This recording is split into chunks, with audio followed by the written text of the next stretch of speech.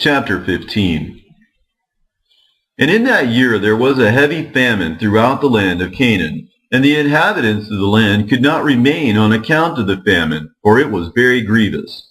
And Abram and all belonging to him rose and went down to Egypt on account of the famine.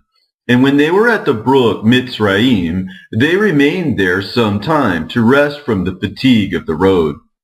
And Abram and Sarai were walking at the border of the brook Mitzrayim. And Abram beheld his wife Sarai, that she was very beautiful. And Abram said to his wife Sarai, "Since God has created thee with such a beautiful countenance, I am afraid of the Egyptians, lest they should slay me and take thee away, for the fear of God is not in these places. Surely then thou shalt do this. Say thou art my sister to all that may ask thee, in order that it may be well with me, and that we may live and not be put to death." And Abram commanded the same to all those that came with him to Egypt on account of the famine. Also his nephew Lot he commanded, saying, "If the Egyptians ask thee concerning Sarai, say she is the sister of Abram."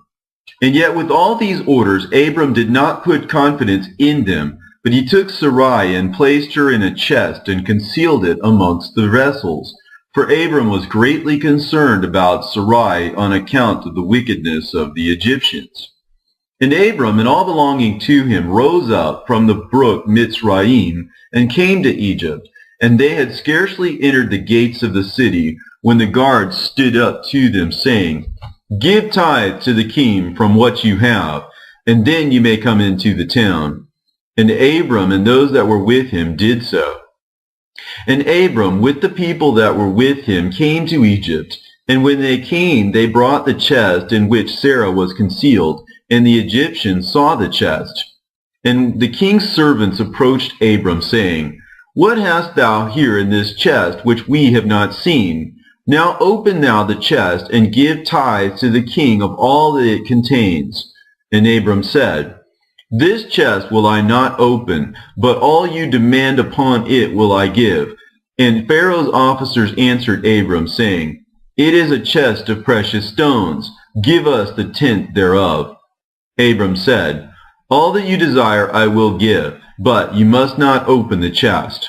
And the king's officers pressed Abram, and they reached the chest and opened it with force. And they saw, and behold, a beautiful woman was in the chest. And when the officers of the king beheld Sarai, they were struck with admiration at her beauty. And all the princes and servants of Pharaoh assembled to see Sarai, for she was very beautiful. And the king's officers ran and told Pharaoh all that they had seen, and they praised Sarai to the king. And Pharaoh ordered her to be brought, and the woman came before the king. And Pharaoh beheld Sarai, and she pleased him exceedingly, and he was struck with her beauty. And the king rejoiced greatly on her account, and made presents to those who brought him the tidings concerning her. And the woman was then brought to Pharaoh's house, and Abram grieved on account of his wife, and he prayed to the Lord to deliver her from the hands of Pharaoh. And Sarai also prayed at that time and said, "O Lord God, thou didst tell my lord Abram to go from his land and from his father's house to the land of Canaan, and thou didst promise to do well with him if he would perform thy commands. Now behold, we have done that which thou didst command us, and we left our land and our families, and we went to a strange land and to a people whom we have not known before. And we came to this land to avoid the famine, and this evil accident has befallen me. Now therefore, O Lord God, deliver us and save us from the hand of this oppressor, and do well with me for the sake of thy mercy." And the Lord hearkened to the voice of Sarai, and the Lord sent an angel to deliver Sarai from the power of Pharaoh. And the king came and sat before Sarai, and behold, an angel of the Lord was standing over them. And he appeared to Sarai and said to her, "Do not fear, for the Lord has heard thy prayer." And the king approached Sarai and said to her, "What is that man to thee who brought thee hither?" And she said, "He is my brother." And the king said, "It is incumbent upon us to make him great, to elevate him and to do unto him all the good which thou shalt command us. And at that time the king sent to Abram silver and gold and precious stones in abundance, together with cattle, men servants, and maidservants. And the king ordered Abram to be brought, and he sat in the court of the king's house. And the king greatly exalted Abram on that night. And the king approached to speak to Sarai, and he reached out his hand to touch her, when the angel smote him heavily, and he was terrified, and he refrained from reaching to her. And when the king came near to Sarai, the angel smote him to the ground, and acted thus to him the whole night, and the king was terrified. And the angel on that night smote heavily all the servants of the king, and his whole household on account of Sarai. And there was a great lamentation that night amongst the people of Pharaoh's house. And Pharaoh, seeing the evil that befell him, said, Surely on account of this woman has this thing happened to me. And he removed himself at some distance from her, and spoke pleasing words to her. And the king said to Sarai, Tell me, I pray thee, concerning the man with whom thou camest here.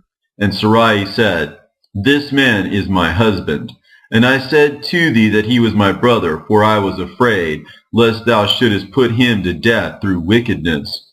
And the king kept away from Sarai, and the plagues of the angel of the Lord ceased from him and his household. And Pharaoh knew that he was smitten on account of Sarai, and the king was greatly astonished at this. And in the morning the king called for Abram and said to him, What is this thou hast done to me? Why didst thou say, She is my sister, owing to which I took her unto me for a wife? And this heavy plague has therefore come upon me and my household. Now therefore, here is thy wife. Take her and go from our land, lest we all die on her account. And Pharaoh took more cattle, men servants, and maidservants, and silver and gold to give to Abram. And he returned unto him Sarai his wife. And the king took a maiden whom he begat by his concubines, and he gave her to Sarai for a handmaid. And the king said to his daughter, It is better for thee, my daughter, to be a handmaid in this man's house, than to be a mistress in my house, after we have beheld the evil that befell us on account of this woman. And Abram arose, he and all belonging to him went away from Egypt, and Pharaoh ordered some of his men to accompany him and all that went with him. And Abram returned to the land of Canaan, to the place where he had made the altar, where he had at first pitched his tent.